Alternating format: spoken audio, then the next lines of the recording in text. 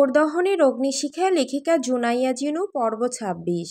সূর্য এক বুক দীর্ঘ নিঃশ্বাস ফেলে তারার পানে তাকিয়ে আকুল কণ্ঠে বলে ওঠে, আমাকে কি একটু ভালোবাসা যায় না বাবুই? এত কিছু হবার পরও কেন বুঝিস না আমার ভালোবাসাটা? কেন বলতে পারিস আমার প্রতি কেন তোর এত অবহেলা? একটা মাস পেরিয়ে গেল, তুই কি পারতি না সব কিছু ভুলে এই নতুন জীবনটাকে সাজিয়ে তুলতে? কেন একটিবার আমাকে গিয়ে বললি না যে তুই আমার সাথে থাকতে চাস? কেন এই নতুন সম্পর্কটাকে রাঙিয়ে না তুলে রঙহীন করে রেখেছিস? কেন আমাকে না দেখার জন্য নিজেকে আড়াল করে রাখতি তুই? আমি তো তোকে সময় দিয়েছিলাম ভাবার জন্য। একটা মাস কি যথেষ্ট ছিল না? তাহলে এমনটা কেন করলি? কেন এত লুকোচুরি আর অবহেলা কেন? বলেই কিছু সময় থামে তুর্য, তারার ঘুমন্ত মুখ পানে তাকিয়ে থাকে কিছু সময়। কিছুটা মাথা উঁচু করে চুমু খায় তারার কপালে। সেভাবে থেকেই তুর্য আকুল কণ্ঠে বলে ওঠে, তোর এক ফোঁটা অবহেলায় আমার বুকের পাঁজর ধ্বংস করে দিতে যথেষ্ট। বাবুই, তবু আমি দাঁড়িয়ে আছি তোর জন্য এক বুক ধ্বংসস্তূপ নিয়ে। বলেই থামে তুর্য, চোখের কার্নিশ বেয়ে গড়িয়ে পড়ে দু ফোঁটা অশ্রু। তুর্য বৃদ্ধা আঙুল দ্বারা চোখের পানি মুছিয়ে নিয়ে তারাকে শক্ত করে বুকে আগলে নিয়ে চোখ বন্ধ করে নেয়। ভোর ৫টা, সবেমাত্র ভোরের আলো ফুটেছে হালকা, তবে এতটাও আলো পৃথিবী জুড়ে পড়েনি। চারপাশটা এখনো অন্ধকার বলতে গেলে। আজানের ধ্বনি ভেসে আসছে চারপাশ থেকে, সাথে ভোরের পাখিদের কিচিরমিচির, বাতাসের মৃদু ঝাপসাতে বেলকনি ও জানালার পর্দাগুলো উড়ে বেড়াচ্ছে। ভোরের বাতাসে শরীর কাঁপিয়ে তুলছে কিছুটা তারার। চারপাশে আজানের শব্দ কানে আসতেই ঘুম হালকা হয়ে আসে কিছুটা তার। নামাজ পড়ার কারণে এখন এটা রোজকার অভ্যাস হয়ে গেছে। তার আজানের ধ্বনি কানে আসলেই তার ঘুম ভেঙে যায় আজকাল। আজকাল তার আর রুটিন করে অ্যালার্মটা প্রয়োজন পড়ে না। তারা পিটপিট করে তাকাতে শুরু করে, চোখ বন্ধ করা অবস্থায় বুঝতে পারে তার শরীরে ভারে কিছু অনুভব করে, যেন সমস্ত ভার ছেড়ে দিয়েছে তার উপর। তারা চোখ খুলে ঘুম ঘুম চোখে তার শরীরের দিকে তাকাতেই মুহূর্তের তার ঘুম উড়ে যায়। পুরো শরীর কেমন মৃদু কেঁপে ওঠে তার। তুর্য তার বুকে মাথা রেখে তার শরীরের উপর আধশোয়া হয়ে কোমর আঁকড়ে উপরে বেঘোরে ঘুমোচ্ছে উন্মুক্ত গায়ে। তার আর ভালো করে খেয়াল করতে বুঝতে পারে তার শরীরে ওড়না নেই। তার উপর পেট থেকে জামাটা অনেকটাই উপরে উঠে আছে। উন্মুক্ত পেট আঁকড়ে ধরে ঘুমাতে ব্যস্ত তুর্য। তারার তুর্যের স্পর্শ বুঝতে পেরেই কেমন জানি ভেতরে ভেতরে অস্বস্তি ফিল হতে শুরু করে, যেন কিছুতেই সে এটা মেনে নিতে পারছে না। তুর্যের স্পর্শে তার খারাপ না লাগলেও কেন জানি সেটা ভালো লাগছে না। তারা কিছুটা মাথা উঁচিয়ে তুর্যের ঘুমন্ত মুখ পানে তাকায়। তুর্যের ভারী নিঃশ্বাস তার কানে আসছে। তুর্যের মুখ পানে তাকাতেই তারা থমকে যায় কিছু মুহূর্তের জন্য। সব খারাপ লাগা যেন কয়েক মুহূর্তে উবে যায়। তুর্যের ঘুমন্ত মুখখানে দেখে কত নিষ্পাপ লাগছে এই মুহূর্তে তুর্যকে। সিগারেটে পুরনো মৃদু কালচে ঠোঁট জোড়া আর ফর্সা মুখখানা যেন অসম্ভব সুন্দর লাগছে তারার কাছে। কে বলবে এই লোক সারাদিন গম্ভীর মুখ করে সকলকে ধাপিয়ে বেড়ায়? এখন তো কত শান্ত আর নিষ্পাপ লাগছে। তারার অজান্তে হাত চলে যায় তুর্যের চুলে, আলতোভাবে স্পর্শ করে তুর্যের চুল। চুল ধরেই যেন শান্তি মেলে তারার।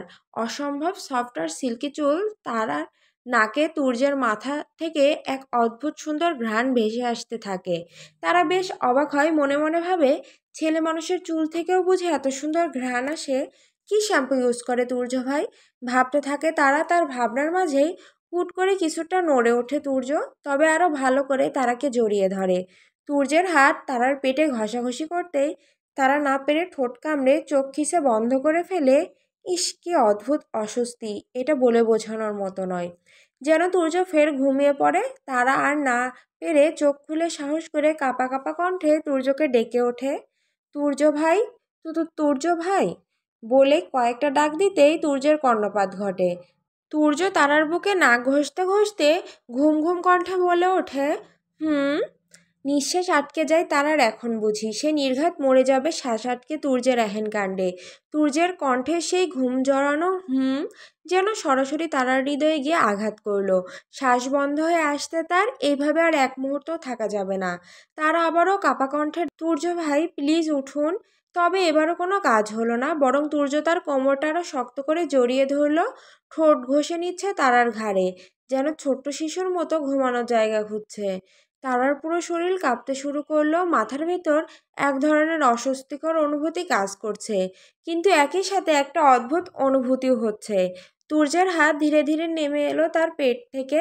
তারা মনে মনে স্বস্তির নিঃশ্বাস ফেলল, কিন্তু পরক্ষণেই বুঝতে পারল সূর্য ফের তাকে আরো শক্ত করে জড়িয়ে ধরেছে। না, এবার সত্যি কিছু একটা করতে হবে ভেবেই তারা কড়া গলায় ডেকে ওঠে, উফ সূর্য ভাই, উঠুন তো।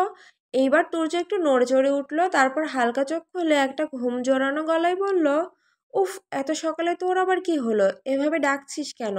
তারা এবার চোখ বড় করে তাকালো তার দিকে। এতক্ষণ ধরে সে যা করছিল তা নিয়ে একটু তো বিব্রত মনে হচ্ছে না। তা দেখে তারা বলে ওঠে, সকাল হয়ে গেছে, প্লিজ উঠুন। তারার কথা শুনে সূর্য বিরক্ত হয়ে বলে ওঠে, তো কি হয়েছে? সূর্যের কথায় তারা চোখ বড় বড় করে বলে ওঠে, তো কি হয়েছে মানে? সকাল হয়ে গেছে, কেউ যদি দেখে ফেলে আপনি আমার ঘরে সারা রাত ছিলেন, তাহলে কি হবে ভাবতে পারছেন? তারার কথায় সূর্যের যেন কোনো কিছু এলো গেল না। সে সোজাসাপটা উত্তর দিয়ে বলে ওঠে, দেখলে দেখুক, তাতে আমার কি? আমি আমার বউয়ের সাথে ছিলাম, এতে কার বাপের কি? আমি তো আর অন্যের বউয়ের ঘরে গিয়ে রাত কাটাইনি যে কিছু বলবে। সূর্যের এহেন উত্তরে তারার চোখ ছানা বড়া হয়ে যায়। বলে কি এই লোক, এসব ঘুমের ঘরে পাগল হয়ে গেল নাকি? তারা এবার মৃদু রাগ দেখিয়ে বলে ওঠে, দেখুন সূর্য ভাই, এবার একটু বেশি বেশি হচ্ছে। প্লিজ আমার এই ছোট্ট শরীর থেকে আপনার এই জলহস্তির মতো শরীরটা সরান। আমার দম বন্ধ লাগছে, আমি নামাজ পড়বো, সরেন আমার ওপর থেকে। সূর্য তারার কথা শুনে এবার কিছুটা উঠে তারার পানে তাকায়, তবে শরীরের ভার ছাড়ে না। সূর্য কর্কশ কণ্ঠে বলে ওঠে, কি বললি তুই? আমার জলহস্তির শরীর? তুই জানিস আমার এই ফিগার দেখে কত মেয়ে পাগল হয়ে যায়? কত মেয়ে শুধু আমার সাথে এক রাত কাটাবে বলে আমার পেছন পেছন ঘোরে? আর তুই সেই পুরুষকে না চাইতেও পেয়ে গেছিস। তোর কত ভাগ্য! আর তুই কিনা আমাকে জলহস্তি বলছিস? সূর্যের কথায় তারা মুখ ভেঙচি কেটে বলে ওঠে, যারা আপনার এই জলহস্তির ফিগার দেখে পাগল হয়ে যায় তাদের কাছে যান, সরুন আমার উপর থেকে, না হলে দেখা যাবে আমি এখানেই দম আটকে মরে যাব। সূর্য এবার তারার চোখের দিকে তাকিয়ে কিছু সময় পর উঠে গেল। সূর্য উঠতেই যেন তারা হাঁফ ছেড়ে বাঁচে, যেন মনে হলো শরীর থেকে বিশাল ভারী পাথরটা সরানো হয়েছে। সূর্য উঠে তারার পানে তাকায়, তারপর হঠাৎ একটা আলস্য ভরা হাসি দিল। তারা অবাক হয়ে তাকিয়ে রইল সূর্যের হাসির কারণ সে বুঝতে পারল না। সূর্য ধীরগতিতে বিছানা থেকে নামলো, তারপর আয়নার সামনে গিয়ে দাঁড়ালো। চুলগুলো এলোমেলো, চোখে ঘুম ঘুম ভাব। এক হাতে চুলের সামনে দিয়ে আঙুল চালিয়ে বলল, একটা কথা বলবো? তারা উঠে ধপ করে বসে পড়লো বিছানায়। এরপর আস্তে করে বলল, কি? সূর্য আয়নার দিকে তাকিয়ে বলল, তোর পেটে মাথা রেখে ঘুমানোটা বেশ আরামদায়ক। ঘুমটা বেশ হয়েছে কাল আমার। তারার চোখ যেন কোঠর থেকে বের হবার জোগাড়। হাঁ করে তাকিয়ে আছে সূর্যের দিকে। কি বললো এই লোক? মাথাটা রেখে ঘুমানো আরামদায়ক মানে? বারবার তারার কানে যেন কথাটা বাজতে থাকে। বেশ লজ্জা লাগছে কেন জানি তার। তারা কিছু বলতে গিয়েও পারল না, তার গলা শুকিয়ে এলো। সূর্য আয়নার সামনে দাঁড়িয়ে নিজেই চুল ঠিক করতে ব্যস্ত, যেন কিছুই হয়নি, অথচ তারার ভেতরটা এলোমেলো হয়ে যাচ্ছে। সূর্যের আয়নার দিকে তাকিয়ে তার পেছনে থাকায় তারার প্রতিচ্ছবিটা পরখ করলো ভালো করে। তার বইয়ের কাণ্ডে সূর্য হেসে পিঞ্চ মেরে বলে ওঠে, এত লজ্জা পাচ্ছিস যে? আমি তো এখনো কিছুই করিনি, তাহলে এত লজ্জা কিসের? সূর্য আয়নার দিকে তাকিয়ে চোখ চেপে হাই তুলল। তারা এবার একটু ধাতস্থ হলো, কিছুটা বিরক্ত হয়ে বলল, আপনি কি সবসময় এভাবে ঘুমান? সূর্য একদম স্বাভাবিকভাবে বলল, যদি কেউ এত আরামদায়ক জায়গা দেয় তাহলে অবশ্যই আমার ভালো ঘুম হয়। তারা এবার পুরোপুরি চুপ। কি বলবে মাথার মধ্যে শুধু সূর্যের কথাগুলো বাজতে লাগলো। সূর্য তখনও আয়নার সামনে দাঁড়িয়ে, এবার তার কালো শার্টটা গায়ে নিতে নিতে বলল, আরও একটা কথা বলবো? তারা একটু ঘাবড়ে গিয়ে বলল, কি? সূর্য এবার চোখ সরাসরি তারার দিকে ফেরালো। তার ঠোঁটের কোণে হালকা হাসি, চোখে এক ধরনের খেয়ালি ভাব। তুই তো আমার থেকে পালাতে চাস, তাই না? তারা একদম থমকে গেল, গলার শব্দ বের হচ্ছে না। সূর্য এবার ধীরে ধীরে এগিয়ে এলো, একদম তারার সামনে এসে দাঁড়ালো। কিন্তু তুই না বড্ড বোকা তারা। তুই এটা জানিস না এই মেহেরাজ খান তুর্য কাউকে একবার কাছে পেলে সহজে ছাড়ে না, পৃথিবী উল্টে পাল্টে গেলেও না? বলে বাঁকা হাসে তুর্য। তারার পুরো শরীর শিউরে উঠল। তুর্যের কথাগুলো যেন তীরের ন্যায় তার বুকে বাঁধল। হুট করে চোখের সামনে ভেসে উঠল কোনো এক শ্যামবর্ণের পুরুষের হাস্যোজ্জ্বল প্রতিচ্ছবি।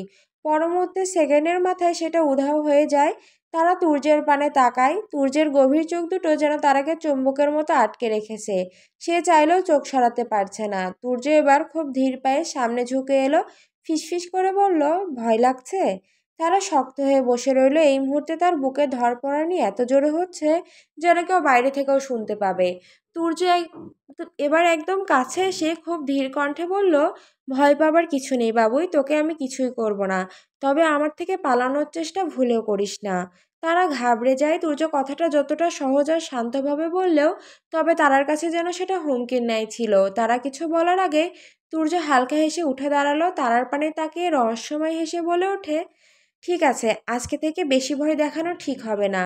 বলেই সূর্য পাশ কাটিয়ে চলে গেল। তারা বিছানার চাদর দুই হাতে মুঠোবন্দি করে অস্থির কণ্ঠে বলে ওঠে, এই লোকটা আসলে কি চাইটা কি আমি বুঝতে পারছি না। কেন হুট করে এতটা অধিকার তার আমার ওপর? বললেই ভাবনায় তলিয়ে পড়ে তারা। তবে তারা একটাই ব্যাপারে পরিষ্কার, সূর্যের হাত থেকে পালানো অত সহজ না। সকাল 10টা, শুক্রবার, তাই খানবাড়ির পরিবেশ অন্য দিনের তুলনায় অনেক বেশি ব্যস্ত ও প্রাণবন্ত। তিনতলা ডুপ্লেক্স বাড়ির রান্নাঘরে তিন গৃহিণী শারমিন বেগম, প্রিয়ন্তী বেগম আর আজমিরা বেগম সকাল থেকেই ব্যস্ত। বড়সড় পরিবারের জন্য শুক্রবার মানেই বিশেষ খাবারের আয়োজন। শারমিন বেগম তরকারির স্বাদ চেখে দেখছেন, আজমিরা বেগম মাংস কাটছেন, আর প্রিয়ন্তী বেগম রুটি বেলছেন। ছোটরা বাড়ির বাগানে বসে বসে গল্প করছে, আর বড়রা বাগানের অন্য পাশে ছোটদের থেকে কিছুটা দূরে বসে বিজনেস বিষয় নিয়ে আলোচনা করছে। তারা আর শ্রাবণ মিলে গেমস খেলছে বাড়ির বাগানে বসে। সকলে বাগানের মাসে উপস্থিত থাকলেও তাজ তুর্য কোথাও নেই। শুক্রবার হলেই তুর্যের যেন কোনো কিছুতেই ছুটি নেই। তাকে চলে যেতে হয়েছে সকাল সকাল তার নিজ কোম্পানির কাজ সামলাতে। আর তাজ গেছে তার কাজে। দুজনের গন্তব্য একেবারে আলাদা বলতে গেলে। তারাকুঞ্জের সকলেই শুক্রবারের এই দিনটা নিজের খেলাধুলা গল্পতে উপভোগ করতে ব্যস্ত, শুধু তুর্য তাজ ছাড়া। দুপুরের ব্যস্ত সময় শপিং মলটায় মানুষের ঢল নেমেছে। বিভিন্ন ব্র্যান্ডের দোকানগুলোতে অফারের পোস্টার ঝুলছে, মানুষজন কেনাকাটায় ব্যস্ত। তাজ একটা ব্র্যান্ডেড শোরুম থেকে বেরিয়ে তালিকা দেখে নিচ্ছিল আর কি কি কেনা বাকি। ঠিক তখনই পেছন থেকে পরিচিত একটা উচ্ছল কণ্ঠ ভেসে এলো, তাজ ভাইয়া। তাজ বিরক্তি চেপে ধীরে ধীরে ঘুরল। তিথি, সাদা টপ, কালো জিন্স, খোলা চুল, সবকিছুতে একরকম তারুণ্যের উচ্ছ্বাস। তবে সবচেয়ে বেশি নজর কাড়া ছিল তার হাসিটা। তিথি দ্রুত পায়ে এগিয়ে এলো, মুখে চিরচেনা দুষ্টু হাসি। এসে খুশিতে উৎফুল্ল হয়ে বলে ওঠে, আপনি এখানে ভাবতেই পারিনি। তাজ ঠান্ডা গলায় বলে, হ্যাঁ, বনু আর বাড়ির লোকদের জন্য কিছু কেনাকাটা করতে এসেছি। তুমি? তিথি চোখ চকচক করে বলল, আমিও এসেছি। আবার ভাববেন না তো আমি আপনাকে ফলো করছি? তাজ বিরক্ত হলো, তবে চেহারার কোনো অভিব্যক্তি আসতে দিল না। ঠান্ডা মেজাজে বলে ওঠে, সেরকম কিছু ভেবেছি বলে মনে হচ্ছে? তিথি হেসে বলল, ভাবলে মন্দ হতো না। তাজ নির্লিপ্ত দৃষ্টিতে তাকিয়ে রইল। তিথি পিঞ্চ মেরে বলল, আপনি এমন কাঠখট্টা কেন? আমাকে দেখে একটু হাসতে পারেন না? তাজ এবার আস্তে করে বলল, তুমি এখনও এসব ছেলে মানুষই করো? তিথি মুখ ফুলিয়ে বলল, এটা ছেলে মানুষই নয়, ভালোবাসা। আপনি বুঝেও বোঝেন না, তাই না? আর কতবার বললে বুঝবেন? আপনি আমায় বলেন তো। তাজ এবার একটু কঠিন স্বরে বলল, তিথি, এসব বন্ধ করো। তুমি এখনো ছোট, এইসব নিয়ে ভেবো না। সবেমাত্র কলেজে পড়ো, তোমার সামনে পুরো ভবিষ্যৎটা পড়ে আছে। আর তুমি কী সব করে বেড়াচ্ছ? তিথির মুখের হাসিটা একটু ফিকে হয়ে গেল। কিন্তু সে তাজকে এত সহজে ছেড়ে দেওয়ার মেয়ে নয়। সে এক পা এগিয়ে এসে বলল, তাজ ভাইয়া, আমি তো আর ছোট নই। আপনি যত এড়িয়ে যান, একদিন না একদিন আপনাকে বুঝতেই হবে আমি শুধু আপনার জন্যই আছি। তাজ এবার আর কিছু বলল না। ঠান্ডা চোখে তিথির দিকে তাকিয়ে কিছুক্ষণ দাঁড়িয়ে থাকলো। তারপর বলে উঠল, তোমার যা ইচ্ছে ভাবতে পারো, কিন্তু আমার জন্য অপেক্ষা করে কোনো লাভ নেই। আমি তোমার কোনোদিনই হব না। বলেই সে এক মুহূর্ত সেখানে দাঁড়াই না, ঘুরে হাঁটা দিল। তিথি দাঁড়িয়ে রইল একরকম দুষ্টু হাসি নিয়ে। দুষ্টু হেসে বলে ওঠে, তাজ ভাইয়া, আপনি যতই না বোঝার ভান করুন, আমি ছাড়ছি না এত সহজে। আপনাকে তো আমাকে ভালোবাসিয়েই ছাড়বো। বলেই দুষ্টু হাসে। জুম্মার নামাজ আদায় করে তারাকুঞ্জের পুরুষরা বাড়ি ফিরেছে, পাশাপাশি বাড়ির মেয়েরাও নামাজ আদায় করে নিয়েছে। সূর্য এখনো বাসায় ফেরেনি। খাবার টেবিলে সকলেই খেতে বসেছে। তাজ তারাকে খাইয়ে দিচ্ছে আর আকাশের সাথে টুকটাক কথা বলছে। সকলে যে যার মতো করে খেতে ব্যস্ত। বাড়ির দুই বড় সকলের পাতে খাবার দিতে ব্যস্ত, আর আজমিরা বেগম শ্রাবণকে খাওয়াতে ব্যস্ত। তাদের খাওয়ার মাঝে হুট করে শারমিন বেগম বলে ওঠে, আমি ভাবছিলাম শাহনাজকে আমাদের বাসায় দাওয়াত করব। শাহনাজের বোন এত বছর পর দেশের বাইরে থেকে এলো, আমরা ওদের বাসায় গেলাম। আমাদের বাসায় দাওয়াত না করলে বিষয়টা খারাপ দেখায় না? শারমিন বেগমের কথায় সকলেই তাকায় তার দিকে।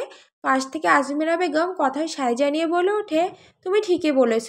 আমি একবার ভেবেছিলাম এই কথাটা, পরে আর মনে ছিল না। শাহনাজদেরকে আমাদের বাসায় দাওয়াত দেওয়াটা উচিত। আজমিরা বেগম কথায় হাসান খান বলে ওঠে, এতে জিজ্ঞেস করার কি আছে, তোমাদের ব্যাপারে এটা। আর তাছাড়া ভাবি যখন চাইছে, এতে ভাইজানের অমত থাকবে বলে আমার মনে হয় না। কি বলো ভাইজান?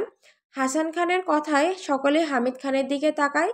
হামিদ খানের ইলিশ মাছের মাথা চিবোতে চিবোতে সোজাসাপটা উত্তর দেয়, সেটাই। আর আমরা হলাম পুরুষ মানুষ, আমাদের এসব দেখে লাভ নেই। তোমাদের ইচ্ছে হলে ডাকো তাদের, এতে আমার অমত কেন থাকবে শুনি? হামিদ খানের কথায় শারমিন বেগম সহ বাকিরা মৃদু হাসে। সবচেয়ে বেশি খুশি তারা। তবে তাজের বিরক্ত লাগছে। শাহনাজ বেগম আসা মানেই তো তিথির আগমন, আর তিথি আসা মানেই ভালোবাসি বলে বলে তার মাথা খাওয়া। এই মেয়েকে সহ্য করতে হবে, তার ভেবে রাগ উঠছে তার। তার ভাবনার মাঝে পাশ থেকে পিয়ন্তি বেগম খুশিতে গদগদ হয়ে বলে ওঠে, উফ বুবু, আমার যে কি আনন্দ লাগছে না। শাহানাজ আসবে, আর তার পাশাপাশি ওর বোনটাকে কি যে ভালো, কি সুন্দর অমায়িক ব্যবহার তার। তানিয়াকে দেখলে প্রাণ জুড়িয়ে যায় আমার। তহিদ খান অবাক কণ্ঠে পিয়ন্তি বেগমেরকে প্রশ্ন করে। তার গলার স্বর সামান্য কাঁপা কাঁপা হয়ে উঠেছিল, যেন কিছুটা দ্বিধা আর আশ্চর্য অনুভূতি তার মধ্যে তৈরি হয়েছে। তিনি বললেন, কি নাম বললে? তার প্রশ্নে যেন কোনো খোলসা হওয়ার অপেক্ষা ছিল। পিয়ন্তি বেগম একটু হেসে বললেন, আরে আর বলিস না, তানিয়ার কথা বলছি। শাহানাজ আপার ছোট বোন তিথি আছে না, তার খালামণি। জানিস না, বড্ড ভালো একটা মেয়ে। এবার তহিদ খান আরো অবাক হয়ে চোখ বড় করে পিয়ন্তি বেগমের দিকে তাকালেন। তার মুখের অভিব্যক্তি যেন এক মুহূর্তে পরিবর্তিত হয়ে গেল। কিছুটা ধাঁধার মধ্যে পড়ে তিনি ফের বললেন, শাহানাজ আপার যে বোন আছে, কই কখনো দেখলাম না তো। পিয়ন্তি বেগম একটু চিন্তা করে তারপর বললেন, না জানারই কথা, কারণ তানিয়া তো গত 30 বছর দেশের বাইরে ছিল। দেখবি কি করে, ফিরলো কিছুদিনই তো হলো। তাহিদ খানের চোখে তখন স্পষ্ট অবাক হওয়া।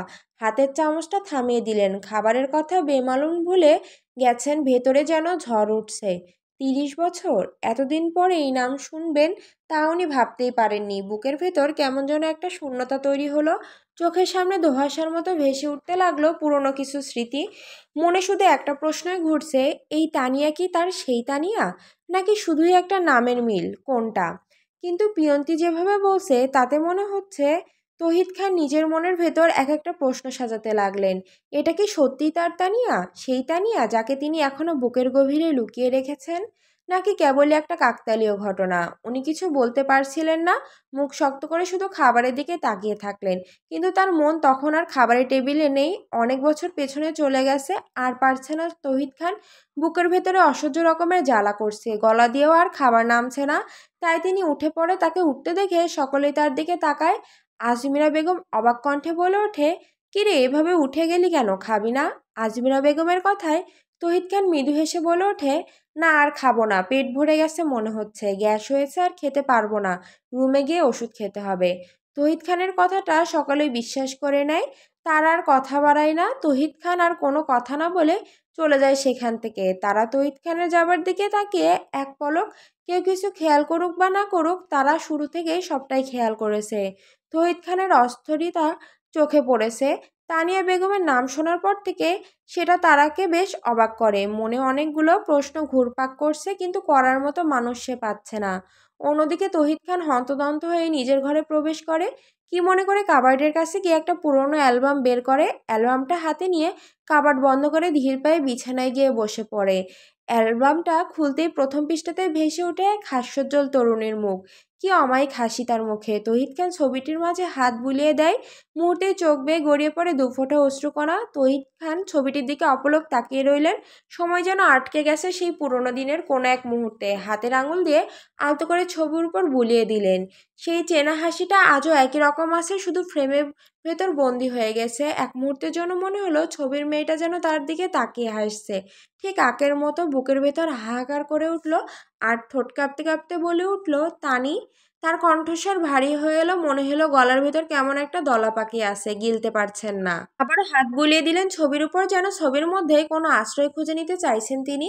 আকুল কণ্ঠে বলে ওঠে, কোথায় হারিয়ে গেলে? 30 বছর কি কম মনে হয়? ফিরে এলেও তো পারতে একবার। সেই যে হারিয়ে গেলে আর ফিরলে না, জানো। আর তোমার নামে নাম শুনেছি কেন জানি না, মনে হচ্ছিল তুমি আমার তানি।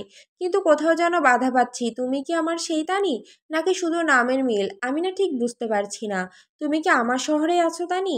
বলেই থামেন তিনি। বাকরুদ্ধহীন হয়ে পড়েছেন তিনি। একদৃষ্টিতে তাকিয়ে থাকে বেশ অনেক সময়।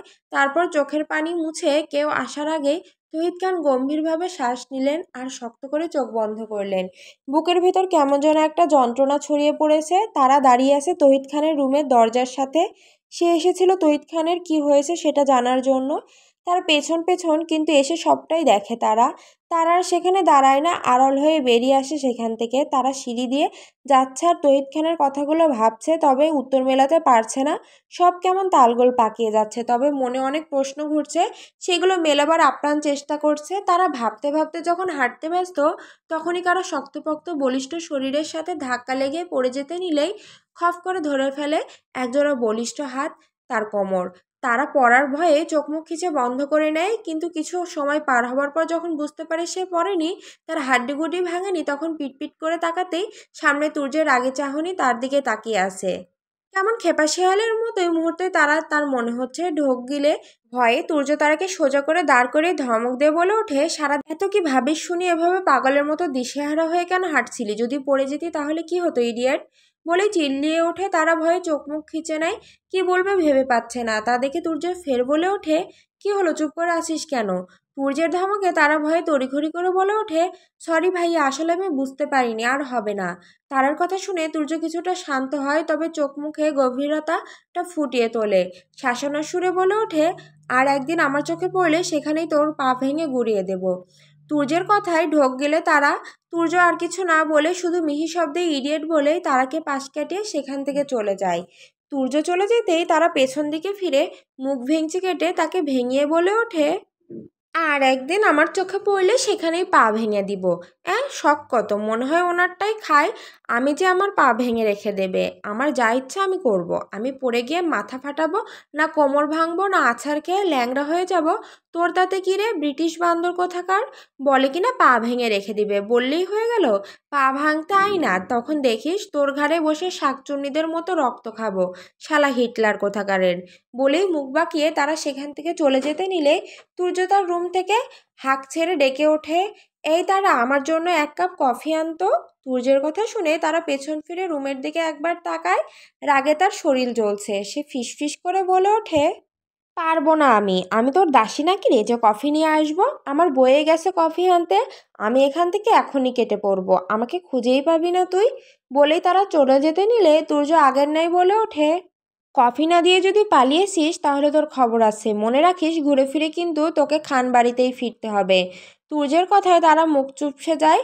সে তো এটা ভেবে দেখেনি এখন না হয় সে এখান থেকে পালাবে, কিন্তু পরে কি হবে? তাকে তো এখানেই আসতে হবে। তারা মুখটা কাঁদো কাঁদো ফেস করে তুর্যের রুমের দিকে একবার তাকায়। তারা ঠোঁট উল্টে তুর্যকে হাজারটা গালি দিতে দিতে হাঁটা দেয় রান্নাঘরের উদ্দেশ্যে। তারা যেতেই তুর্য রুমের দরজার কাছে এসে বাঁকা হাসে। তারা সিঁড়ি বেয়ে হেলতে দুলতে যায় রান্নাঘরের দিকে। আজমিরা বেগম রান্নাঘরেই ছিলেন, শ্রাবণের জন্য দুধ গরম করছিলেন। তারা কপ করে রান্নাঘরের দিকে আসতে দেখে আজমিরা বেগম তারার দিকে তাকিয়ে বলে ওঠে, কিরে, এখানে কি করছিস, কিছু লাগবে তোর? তারা ভোঁতামুখ করে উত্তর দেয়, তোমাদের বাড়ির আদরের বড় ছেলে কফি দিতে বলেছে। তারার কথা শুনে আজমিরা বেগম বুঝতে পারে কার কথা বলছে। তারা আজমিরা বেগমের হালকা হেসে বলে ওঠে, আচ্ছা তুই দাঁড়া, আমি বানিয়ে দিচ্ছি। বলে আজমিরা বেগম কফি বানাতে শুরু করে। তারা একপাশে গিয়ে রান্নাঘরে চুলায় রাখা তাকের ওপর গিয়ে বসে পড়ে। আজমিরা বেগম কফি বানাতে ব্যস্ত। তারা বসে বসে ওনার কোনা আঙুলে পেঁচাচ্ছে আর খুলছে। কিছু সময়ের ব্যবধানে আজমিরা বেগম কফি বানিয়ে তারার হাতে মগ দিয়ে বলে ওঠে, এই নে, আমি সব করে দিয়েছি, তুই শুধু 1 চামচ চিনি দে এতে, কারণ তুর্য মিষ্টি কম খায়। ওই যে ওখানে সাদা কৌটায় চিনি আছে, তার পাশে আবার লবণ আছে, আবার লবণ দিয়ে ফেলিস না। চিনির বয়ামে নাম লেখা আছে। আমি গেলাম, শ্রাবণকে দুধটা খাইয়ে ঘুম পাড়াতে হবে। বলেই তিনি চলে যায় সেখান থেকে।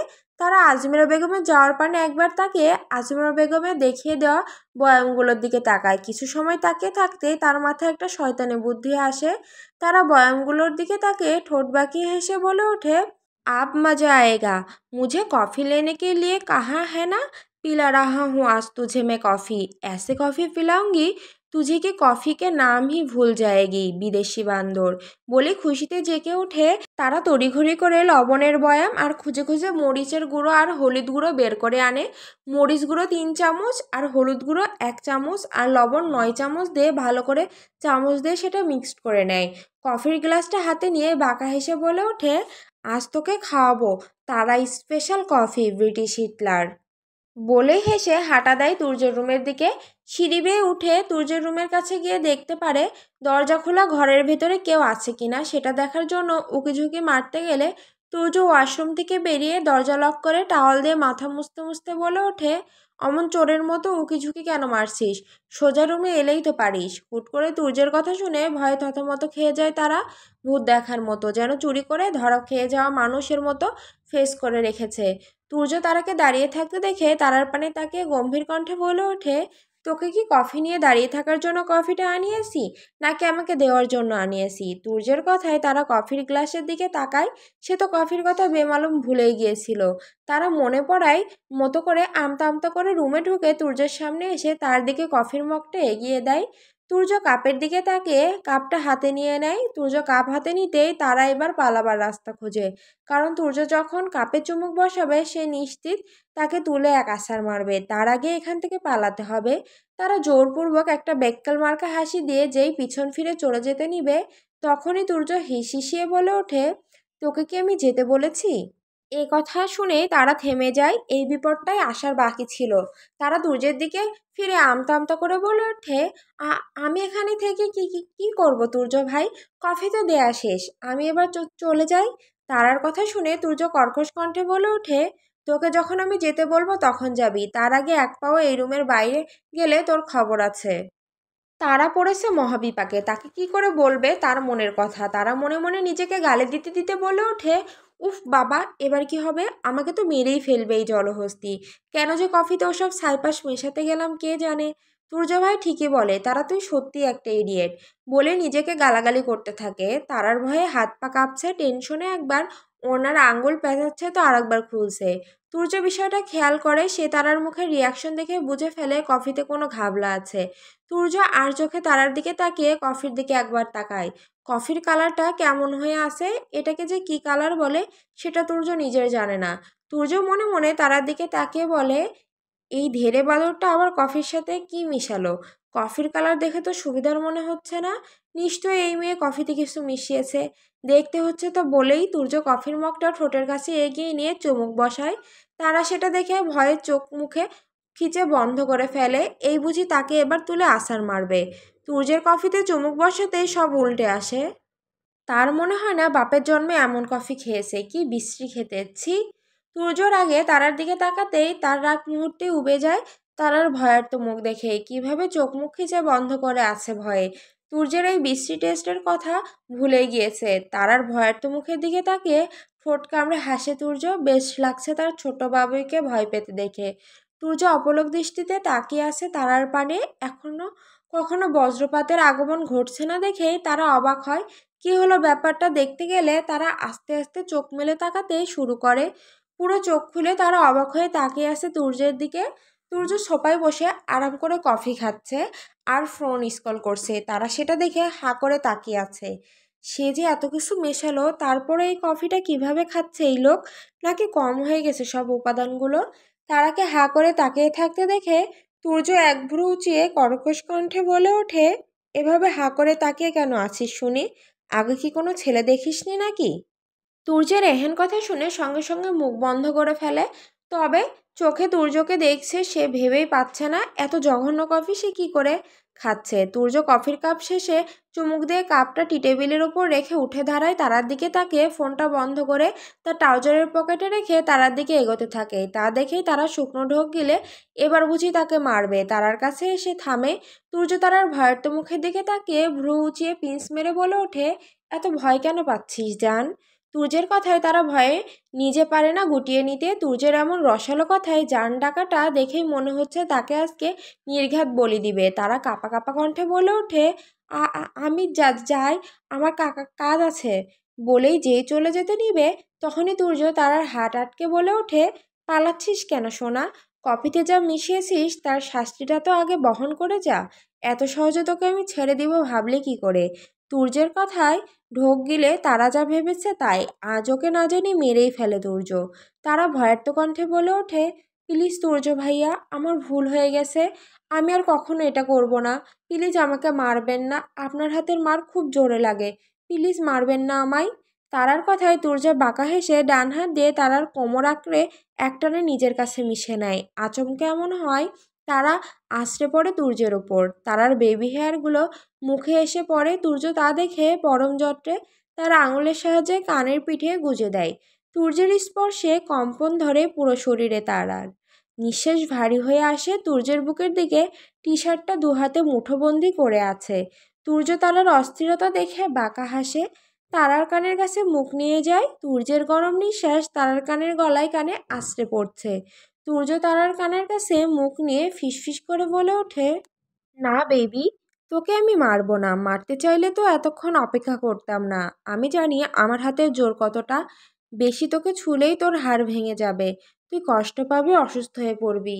আর তুই যদি অসুস্থ হয়ে পড়িস তাহলে আমার ডিএনএকে বহন করবে। আমার ডিএনএ না পেলে তুই আমার ছেলে মেয়ে জন্ম দিবি কি করে শুনি? আর আমি তো অতটাও পাষাণ বাবা নই, আমার ছেলে মেয়ের প্রতি তো আর অন্যায় করতে পারি না। তাই তোকে আমার সুস্থ রাখতে হবে। আমার ডিএনএ যে তোর এই ছোট্ট শরীরে কেউ বহন করতে হবে জান। বলেই বাঁকা হাসে তুর্য। তারার কান দিয়ে যেন ধোঁয়া বের হচ্ছে। তুর্যের কথাগুলো যেন দপদপ করতে থাকা আগুনের শিখায় ঘি ঢেলে দিল। তারার চোখে বিস্ফোরিত হয়ে গেল, যেন বিশ্বাসই করতে পারছে না সে কি শুনেছে। শরীর কেঁপে উঠল। কানের পাশে তুর্যের গরম নিঃশ্বাসে স্পর্শে যেন আগুন লেগে গেল চামড়ার নিচে। একটা ভয়ার্ত শিহরণ মেরুদণ্ড বেয়ে নেমে গেল নিচের দিকে। তারা কিছু বলতে গিয়েও আটকে গেল, গলা শুকিয়ে কাঠ। মনে হচ্ছে তুর্যের কথাগুলো শুধু শব্দ ছিল না, তা ছিল একটা অদৃশ্য শেকল যা তাকে গেঁথে ফেলেছে জায়গায়। তুর্যের প্রতিটা শব্দের সঙ্গে সঙ্গে তারার কানের পাশে যেন ধোঁয়া বের হতে লাগলো।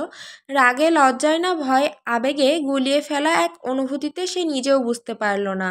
তারা শক্ত করে চোখ বন্ধ করলো, যেন তুর্যের অস্বস্তিকেই উপেক্ষা করতে চাইছে। কিন্তু শ্বাস নিতে গেলেই নাকে ভেসে এলো তুর্যের পরিচিত গন্ধ, একটা উষ্ণ, আকর্ষণীয়, ভয়ঙ্কর অস্তিত্ব যা থেকে মুক্তি পাওয়া অসম্ভব। হাতের তালু ঘামে ভিজে গেল। বুকের ভেতর ধুকপুক শব্দ স্পষ্ট শোনা যাচ্ছে। ঠোঁট শুকিয়ে এলেও জিভা বের করে ভেজাতে সাহস পেল না। ভয় হলো তুর্য যদি তার প্রতিটা ছোট প্রতিক্রিয়ায় পড়ে ফেলে, যদি তুর্যের সেই বাঁকা হাসিটা আরও গভীর হয়ে ওঠে। সে পালানোর জন্য হাত ছড়ানোর চেষ্টা করলো, কিন্তু তুর্যের আঙুল যেন লোহার শিকল হয়ে তার কোমরে আঁকড়ে আছে। একটা অসহায় ছোট শ্বাস বেরিয়ে এলো তারার ঠোঁট দিয়ে। তারার শরীর থরথর করে কাঁপছে, যেন তুর্য ছেড়ে দিলেই সে মাটিতে সঙ্গে সঙ্গে লুটিয়ে পড়বে। তারা আর না পেরে অনেক কষ্টে বলে ওঠে, আমি আমার রুমে যাব। তারার কণ্ঠ শুনে তুর্য বাঁকা হেসে নিশাঝরা কণ্ঠে বলে ওঠে, এটুকুতেই এই অবস্থা? সূর্যের কণ্ঠ যেন আরো দুর্বল করে দিল তারাকে। সে শরীরের সমস্ত শক্তি দিয়ে বলে ওঠে, প্লিজ আমাকে ছাড়ুন, আমি রুমে যেতে চাই। তারার কথায় তুর্য নেশালো চোখে তাকায় তারার পানে। কিছু সময় এক দৃষ্টিতে তাকিয়ে থেকে বাঁকা হেসে ছেড়ে দেয় তারাকে। তারা ছাড়া পেতেই যেন হাঁফ ছেড়ে বসে, যেন তার আটকে থাকা নিঃশ্বাসটা খোলা হয়ে আসে। তারা তুর্যের দিকে এক পলক তাকিয়ে দৌড়ে চলে যায় রুম থেকে বেরিয়ে। তুর্য তারা যাওয়ার পানে তাকিয়ে ঠোঁট কামড়ে হেসে বলে ওঠে, পালিয়ে যাবি কোথায়? শেষমেশ তো তোকে এই তুর্যের কাছে আসতে হবে জান। তারা দৌড়ে রুমের দিকে ছুটল, যেন পেছনে কোনো দানব তাড়া করছে। বুক ধুকপুক করছে এত জোরেই যে মনে হচ্ছিল রক্তপ্রবাহের শব্দটাই বাহিরে শোনা যাবে। দরজার সামনে পৌঁছেই ধাক্কা দিয়ে বন্ধ করলো। তারপর হন্তদন্ত হয়ে স্লাইড লক লাগিয়ে দিল। তারপর এক মুহূর্ত দাঁড়িয়ে রইল নিঃশ্বাস বন্ধ করে। কানের পাশ দিয়ে চুইয়ে নামতে থাকা ঠান্ডা ঘামের ধারায় একরকম শিহরণ বয়ে গেল তার শিরদাঁড়া বেয়ে। সে আস্তে আস্তে দরজার সাথে ঠেস দিয়ে বসলো। বুকের মধ্যে ঝড় বইছে। গাঢ় অন্ধকারের মধ্যে নিঃশ্বাসের ভারী শব্দটা নিজের কাছে অস্বস্তিকর লাগছিল। হাত দুটো কাঁপছিল, কিন্তু কোনোটাই সে ঠিকভাবে নড়াতে পারছিল না। ডিএনএ শব্দটা মাথায় ধাক্কা মারতে লাগলো বারবার। এতটা পাগলাটে কিছুতেই কল্পনা করতে পারে। বিকৃত রকমের মায়াবী কণ্ঠস্বর যেন এখনো তার কানের ভেতর প্রতিধ্বনিত হচ্ছে, আমার ডিএনএ যে তোর এই ছোট্ট শরীরেকেই বহন করতে হবে। তারার শিরদাঁড়া দিয়ে ঠান্ডা স্রোত নেমে গেল, অবর্ণনীয়, অব্যক্ত অনুভূতি যা সে বোঝার সাহসই পাচ্ছে না। হাতের তালুতে মুখ লুকিয়ে চাপা স্বরে নিঃশ্বাস ফেলল সে। কিন্তু বুকের ভেতর অস্থিরতা কমল না তার আর।